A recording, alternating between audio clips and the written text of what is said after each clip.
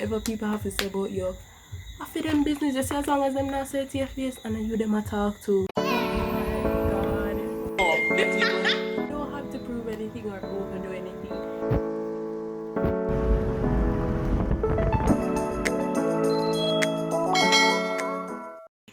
Hello everyone, welcome back to my channel. Welcome if you're new here. I'm GabMarie, and as you can see by today's title, we'll be talking about mistakes that university students make and how you can avoid them. Don't be afraid to comment your tips below or mistakes that you have made and ways in which we can avoid them. So without further ado, let's get right on into the video. The first mistake that I have is not knowing your study style or your study preference. This can lead to a number of things. It can lead to you feeling unprepared because you haven't studied enough. It can also lead to you feeling frustrated, so you really just don't want to study, and it also leads to you cramming. Now, a lot of us are guilty of cramming, but I find that cramming in university really does not work out because you have so much information to study. I mean, when I was doing CAPE, I thought it was a lot. So when I reached university, I realized that one course is probably 2 or 3 CAPE subjects in one. It is that serious. And really, cramming, it really doesn't help you in the long run, because here at university, even though before they tell you that everything that you've learned before, it's a building block for what you're going to learn in the future, well, here is really the case. So what you learn right now is really the stepping stone for what you're going to do next week. So you're really just building, especially if you do sciences, right? So you really need to know, understand, and retain what it is that you're learning, and cramming is the complete opposite of it, right? So there are quite a number of ways in which people study, and I'll put them on the screen here, wherever. So for me, I write a lot. And I talk back to myself. So I read the notes, I try to understand it, and I basically reteach myself what it is that I learned, right? And then I work with other people, so I ask them questions and they may ask me questions, and I find that I retain the information that way, right? So you really need to find your study style, because once you understand the way in which you retain information, studying won't be so much of a problem or whatnot. Get me? The next mistake I find that university students make, and me personally, is assuming that everyone is friendly, understanding, or at least tolerant. So university is really a little world. It's basically a mock for when you go out into real life. So you have people from different backgrounds, with different personalities, different traits, different everything, and you really just have to keep it in your mind that everyone is not like you. You may not agree with what everyone says, because I find that a lot of people, or a lot of arguments start that way when people disagree, and it's okay to disagree. I mean, we're different people, we're gonna have different views, and another thing is try to have thick skin. So when people say certain things to you, it shouldn't faze you. If people behave a certain way or different from you, you shouldn't be like, oh my god, why do you just go about your way? It really isn't that serious. It really isn't. So try to be as tolerant as you can, even if other persons aren't that way. Try to be as understanding as you can, and be nice. Being nice is hard, right? I mean, you don't have to be friendly and open everybody personal space, but don't be mean. It's not cute. The next mistake I find that people make is not getting involved. Like, personally, I am a very involved person. You know me from high school, you know that I had like a whole lot of badges because I was in everything, right? So we basically go to university to get our degree, right? But at the same time, you're going to university to get the overall development, right? And you can't get the development just by doing your academics. You have to get involved in clubs, societies, doing activities, going on outreaches, whatever it is. You need to get involved. Like this is how you find out whatever hidden skills or talents. These are how you develop your other softer skills. You'll be surprised to know what it is that you're capable of doing when you get in. And I know people gonna be like, oh, I'm not that type of person. Like, you don't want to go to university, and when you're finished, no one knows you. Like, getting involved in things really meets a lot of people. And I don't know if this is for the rest of the world, but especially here in Jamaica, you need to have links when you come out of university. And if you don't know anybody and nobody knows where you want more, what is going to happen? Think about it. And if that still don't motivate you, if you live on hall and you don't participate, come closer. And now get back no room. No room! So just let it do and participate. The next mistake is rushing into relationships. Alright, so I just realized that my fan was on, so I went to turn it off. Alright, so as I was saying, rushing into relationships. Know the word that I said though, rushing, right? You can't get into a relationship, ain't nothing wrong with that. But why you rush? It's not running away. A relationship is a serious thing. You have to be committed. At least date the person before you decide that you want to get into a relationship. Like, I don't think young people are aware of dating, the term dating, you know, because our parents never really tell us about it and it wasn't really accepted. I don't even think a lot of people are allowed to date at this age still. But I mean, you just have a dating. Try to date first, at least, right? When you're dating, it's not as committed, you're not as committed to the person as if you were to be with them, you know, unless you guys stated that you're exclusively dating each other for the period of time. You get to understand the person more, appreciate the person more, and you have the option to decide whether or not you want to be serious with the person or if you just want it to be a date. You can break it off whenever you want to without going through the whole stress of losing someone who you thought you'd spend your life with. Next mistake university students tend to make is to buy food every day.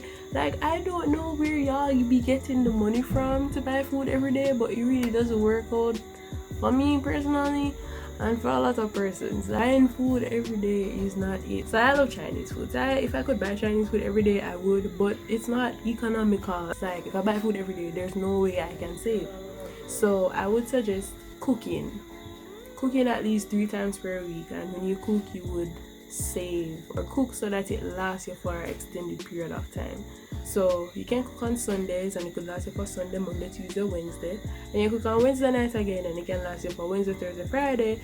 And if you want to go out and eat Friday night, I mean, you can have takeout or you can go out or even Saturday, whenever. But eating junk every day or eating out every day really isn't healthy. It's very expensive and you could be saving so much more money, you know. I would recommend trying to cook as much as you can. Yes, GabMarie. Oh, yes. Thank you. How about this available? Mistakes you make in university. Oh. Yeah. So the next mistake is not getting acquainted with your lecturers. So you might say, oh, I'm not the type to talk to my lecturers, or I'm not the type to participate in class. Well, same. I can count on my fingers how many teachers or lecturers I've really gotten close with, or I'm on speaking terms with them, like I'm cool with them and they know me like that. But really and truly, in university, it actually makes it much easier for you because you have something called office hours that a lot of people don't utilize. I have only been to probably 1 office hour with my professor or lecturer, and really and truly it is there for you, and it's an easy way for you to get acquainted with them, right? And if your lecturer sees that you're here, you're present, you want to learn, you're very interested, they'll reciprocate that same energy. You might get a A minus, you know, because I'm saying, you know, so this kid is always present and always showing interest, I'm gonna put it up to an A. Or you might get an A and bring it up to an A because, you know, you're just lacking that 1%. You know what I mean? So really try to make use of your office hours and try to participate in class. You know, raise your hand and ask a question, you know. My next tip is not checking your emails and notice boards. I know, especially at my university, they are annoying. I get probably between 6 to 10 emails per day. You know, I have my notifications on, so I see when them come in. And for me, I just glimpse. If I see something important, then I click on it. I'd suggest that you do that. Yes, it may be annoying, but you have the chance or you have the choice to just swipe it away. You know, don't just not check your emails or don't have it active, because university does send very important information from time to time that may be useful. For example, scholarship openings, they have forums that may be very beneficial to you and what it is that you're studying. So just be active, as well as checking your notice boards. Important information is posted there from time to time, and it may miss you, especially if you don't go to your hall meeting. So always be checking your notice boards and your emails occasionally. Next mistake is not knowing your course outline. So your course outline is it's like your Bible for school. You need to know it back and front, or at least have it with you at all times, especially when you're going to class. Your course outline basically tells you when you have your deadlines. Some course outlines even tell you what it is that you need to bring for class, what it is you're going to be doing next class, and the material that you need for next class, and it even breaks down group works for you. So why wouldn't you want to look at your outline and know your outline? It makes life so much easier. Especially when I was doing crit, like I had to check back on my course outline all the time to ensure that okay, this is what we're doing next class and this is what I need to bring, because sometimes the teacher doesn't even remember that you should tell her that, oh, you know, next week we're doing this and that. And then again, they don't have to tell you because they gave you the course outline and that's what it's there for. So ensure that you know your course outline, or at least have it when you're going to class. The next mistake is caring too much about what people think and not doing enough for yourself, right? I know a lot of us are guilty of that, especially when we're in first year. Like, they say, oh, I'm enough to do this, or I'm enough to dress that way, or I'm probably enough to join that, I'm probably enough to say that. I would say ain't nobody checking for you, but you have people who sit down and judge people and chat people. But guess what? That is not none of your. That ain't any of your business. That's none of your business. Whatever people have to say about you, I feel them business. Just as long as them not say it to your face, and then you them a talk to, meds it. Just meds it. And then you see me? You go to university to develop yourself, right? And if you sit and care about what people think or have to say, you'll never do anything to develop yourself or to get ahead. While them a chat you know, remember, so them a do them, you know, are doing them. So you need to do you. Do you, boo. That's what you're here for. And for my beautiful people that are already involved, you know, and doing them, and you know, you have some people that are so negative and they always have something to say like, oh, she's too involved, or she always in everything, or she's too enough. When people tell you that you're too enough, say to them they ain't doing enough. Okay, quote me on that one. But for real though, like, if I were to listen to people in my first year, I wouldn't have joined the pageant. You know, because you have people say, oh, she's not a pageant girl, why should I join pageant? And the amount of ground I have gained from joining that pageant is remarkable, right? So the next mistake is not knowing your tolerance. And by tolerance, I mean your alcohol tolerance. Drink your alcohol and enjoy yourself, because you know you're young, you know? Have some fun. But do not go out and drink till you're drunk, to the point where you can't manage yourself, you drop down, people have to hold you up, make really bad decisions, you know, you feel like kill somebody, you know, hurt somebody. I advise you not to do it. If you're drinking for the first time and you drink, okay, fine, that's a pass. But you know, say you want lightweight and you go continue to drink so till your skin over and your friend have to come back, come help you. You know what I mean? And then sometimes when people go with your friends and when you're drunk, instead of helping you, they out here taking photos of you, you know, they probably even leave you where you're at. Who knows what can happen to you? You know what I mean? So you have to be safe in these streets. You know what I mean? So if you plan to go out, drink and drunk, ensure that you're at least around somebody who care about you. You know? And tips, how you can find your alcohol tolerance is probably to stay home and drink and see how much you can take in. It's that simple, you know? And even if you start to feel tipsy or light, just drink some water, right?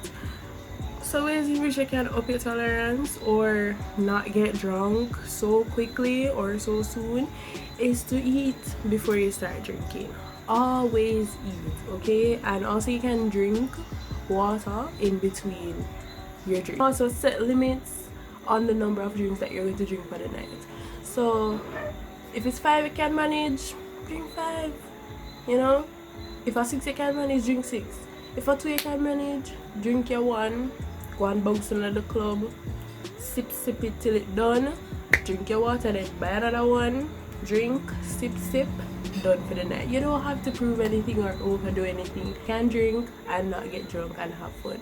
But if getting drunk is how you have fun, then just ensure that you're around people that care about you, as I said before, so you're not left hanging and looking stupid.